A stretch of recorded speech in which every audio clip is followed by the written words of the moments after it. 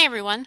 This lecture will cover the brief life of William Wordsworth, and this is what I would have covered in class on the day that I was sick. So as you can see, he lived from 1770 to 1850. He was born in Cumbria, England, which is the red area that you see on the map here, which is right up on the border of Scotland. And this is an area that actually is very important and very influential for a lot of the Romantic poets. He had four siblings, and his sister Dorothy will be the most important sibling that he has throughout his life, and she will end up traveling with him quite frequently when they grow older. He attends Hawkshead Grammar, but it is not a grammar school in the sense of a traditional school. They spend a lot of time outside exploring nature, so that ends up being part of his influence that we eventually see in his later life and in his poetry. He loses both of his parents by the time that he is a young teenager, and he ends up being sent away to school to St. John's College at Cambridge. And he's separated from his siblings for a time, but by the time that he gets into his 20s, he reunites particularly with his sister Dorothy, and they stay together for the majority of their life. So, as I said, he attended St. John's College in Cambridge, and he goes on a walking tour of Europe after he graduates, and this includes France at the very beginning of the French Revolution, and he actually attends the National Assembly, which that's the famous picture of them meeting in the tennis court here on the right when they had been locked out by the king. And he also will attend some Jacobin Club meetings, and this really influences his views at the very beginning of his life. Becomes very politically motivated, and most of his beliefs are very liberal at this point in time, but that will change as he grows older.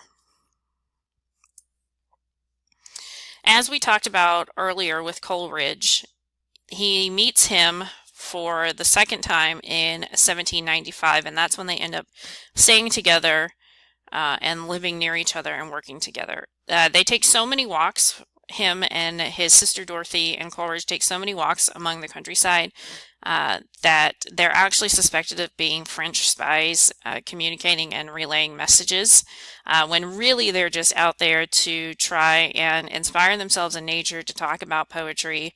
And this is where they come up with a lot of their ideas. Like we talked about with Coleridge, they come up with the idea for the rhyme of the Ancient Mariner while they're out on a walk. And this is actually one of my own photos here on the right-hand side. I was lucky enough to go to England for 3 weeks when I was in college, and this is actually part of the area that they would have walked through, and so this is the kind of scenery that they were seeing and being inspired by. As you know, Lyrical Ballads is published for the first time in 1798, and in his argument for this, Wordsworth says that nature is the cure for the false and the superficial. There is what's called the Great Decade for him between 1797 and 1808. And this is Dove Cottage. Again, this is one of my photographs, and this is where he lives during most of that decade. And this is where he publishes and composes most of his most famous works, including I Wandered Lonely as a Cloud, also known as Daffodils. Unfortunately, your textbook doesn't include that one, which kind of surprises me. But I do encourage you to look it up, and again, you've probably come across it before. This is also where he will compose his preface to the second edition of Lyrical Ballads, and this is where he starts arguing for what we talked about when we started with the Romanticism unit, with the importance of the poet and poetry in expressing what the public feels and what the individual feels as well.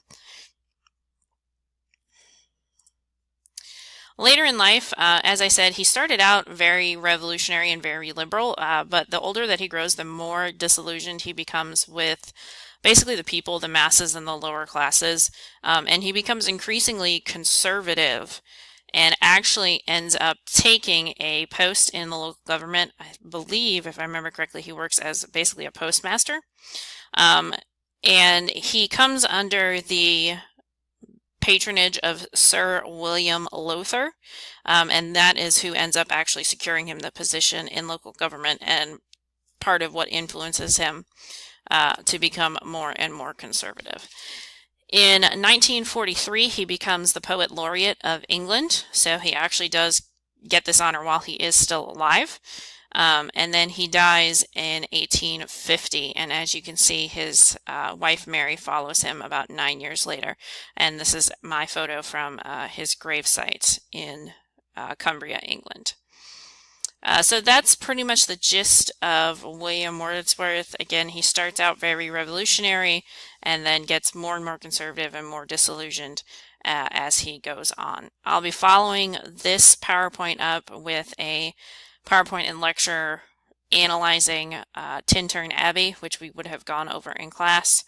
So look for that coming soon.